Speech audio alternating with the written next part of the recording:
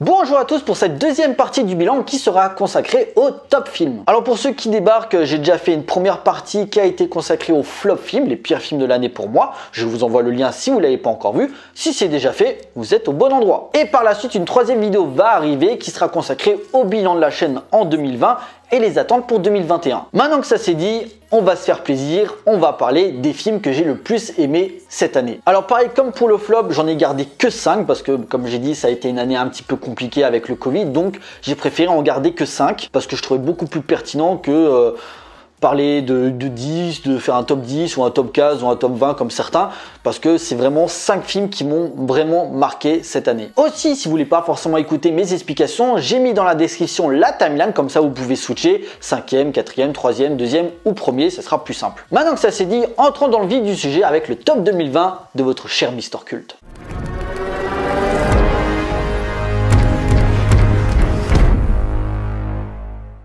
En 5e position, The Invisible Man de Leigh Whannell. You can't help me. Surprise.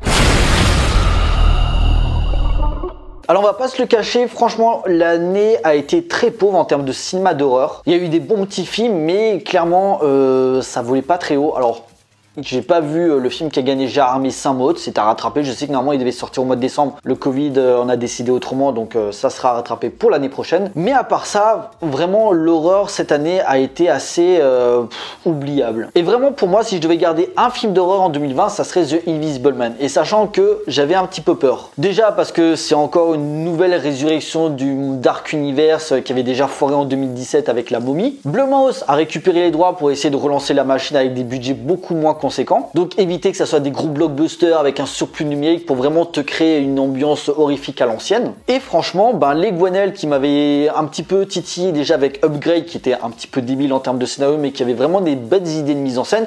Là clairement je trouve que il commence à monter petit à petit avec, et ça se voit avec The Invisible Man qui est vraiment avec une icône du cinéma d'horreur.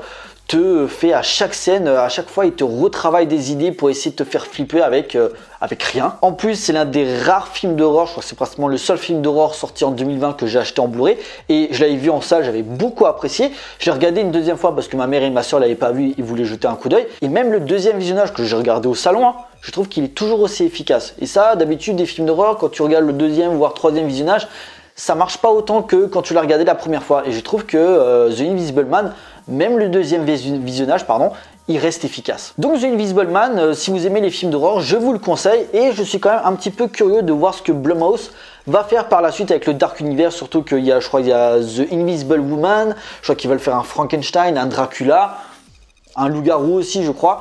À voir ce que ça va donner. En tout cas, c'est un très bon point de départ. En 4e position, The King of Staten Island de Judd Apatow.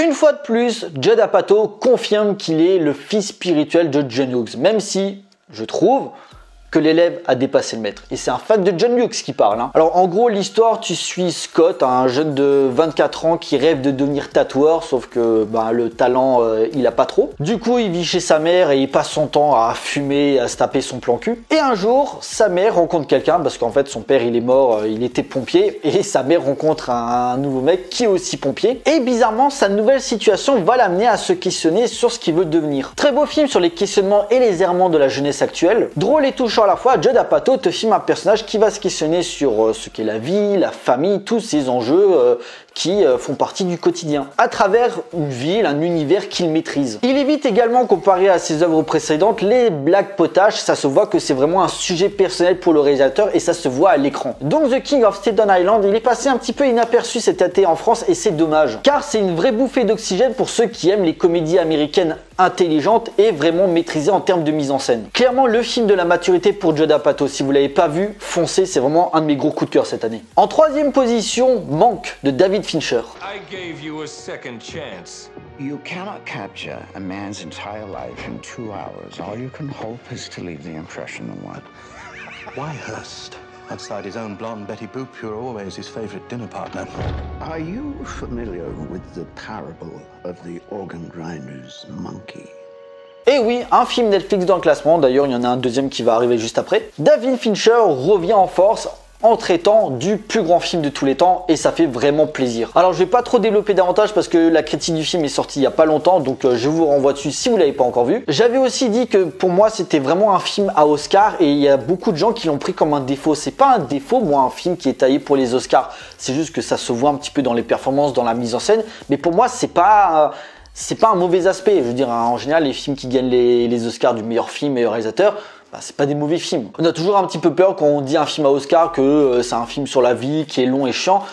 Non les gars, Monk, c'est un film qui te parle de cinéma, qui plus est le plus grand film de tous les temps, réalisé par Orson Welles, Citizen Kane les gars. Si vous n'avez pas vu Citizen Kane, foncez le voir. Ajoutez à cela un Gary Oldman qui est juste en état de grâce, le casting est juste au top, les seconds rôles sont parfaits aussi, ce noir et blanc qui est juste magnifique. Bref, Monk, si vous ne l'avez pas encore vu, foncez, c'est de la bonne. En deuxième position, Uncut Gems, réalisé par Joshua et Ben Safdie.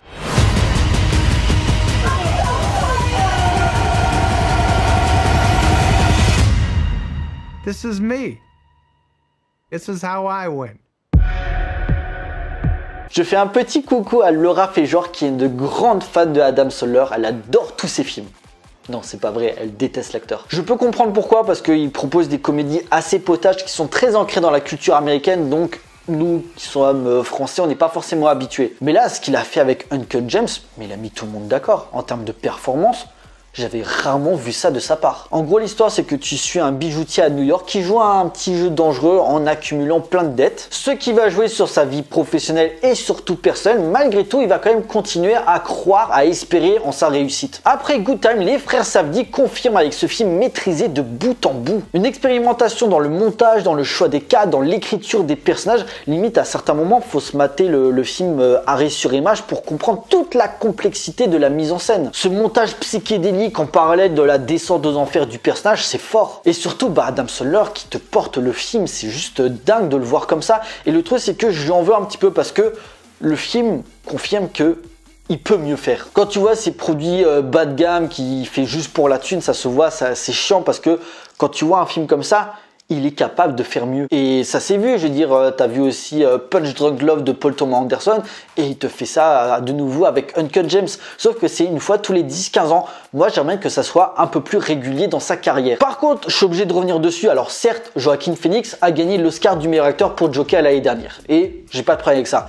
Par contre, que Adam Sandler n'ait pas été nominé, déjà c'est lamentable. Mais surtout, s'il aurait gagné l'Oscar, ça aurait pas été un scandale. Parce que je maintiens, il l'aurait mérité. Il te fait une performance et je suis désolé, une performance comme ça, ça doit être récompensé. Donc Uncut Gems, si vous l'avez pas encore vu, n'hésitez pas, je crois qu'il est encore disponible sur Netflix. En plus, il n'est même pas sorti en salle, ça m'a aussi énervé. Mais clairement, c'est une expérience unique comme tu en as rarement vu cette année. C'est pour ça qu'il est deuxième. Avant de passer pour le premier, je fais comme le flop une petite mention honorable avec les films qui auraient pu être dans le top, mais qui n'y sont pas parce que il n'y a pas la place ou tout simplement je les ai pas assez appréciés pour qu'il soit dans le classement. Dans la liste, il y a The Gentleman de Guy Ritchie.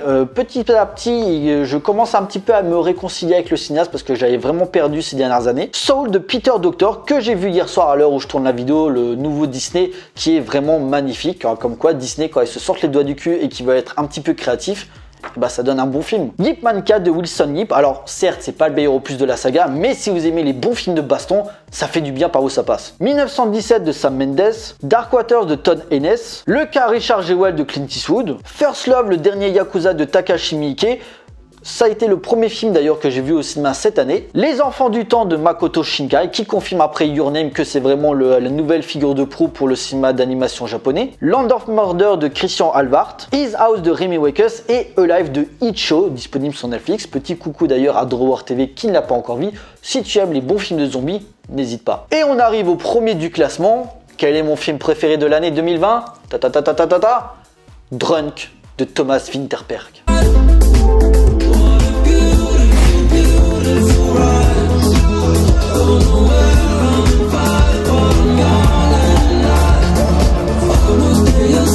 Si on m'aurait dit que mon film préféré de l'année aurait été un film de Thomas Vinterberg, Je ne l'aurais pas cru, clairement. Alors en gros, l'histoire, c'est que ça se passe au Danemark, dans une école, avec des élèves qui commencent à préparer leur bac, si je me souviens bien. Et en fait, tu suis 4 professeurs. Un prof de maths, un prof d'histoire, un prof de français et un prof de sport. Et ils discutent un petit peu de leur façon de travailler, le fait que les élèves ne les écoutent pas et ils commencent à se soumettre en question. Et en fait, tu as un des 4 qui parle qu'un scientifique a fait une étude sur l'alcool, expliquant en gros que boire une certaine quantité d'alcool par jour peut faire du bien à la personne. Du coup, les 4 acceptent et genre ils boivent de l'alcool carrément au travail et en fait ils se rendent compte que ça leur fait du bien. Malheureusement, ils décident d'augmenter les doses et c'est là que ça va partir un petit peu en vrille. Le film transpire à chaque seconde, à chaque scène, une vraie promesse de liberté et de joie de vivre. Une plongée touchante et angoissante à la fois sur les travers de l'alcool, que s'il aurait eu lieu, Drunk aurait largement gagné la Palme d'Or à Cannes.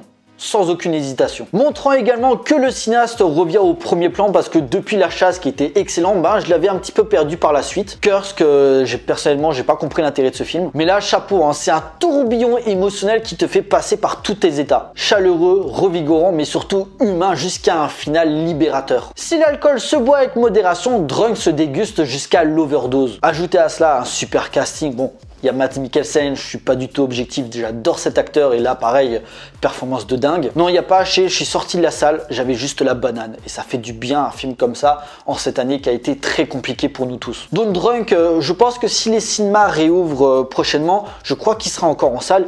Si vous ne l'avez pas vu, s'il vous plaît, allez le voir, c'est un chef-d'œuvre et c'est pour moi le meilleur film de l'année 2020. Voilà, le top 2020 est maintenant terminé, j'espère qu'il vous a plu. N'hésitez pas à me laisser dans les commentaires votre top 2020, ça m'intéresse pour comparer. On se retrouve bientôt pour la dernière partie qui sera consacrée au bilan de la chaîne en 2020 et les attentes pour 2021. D'ici là, portez-vous bien, allez voir des films. Ciao.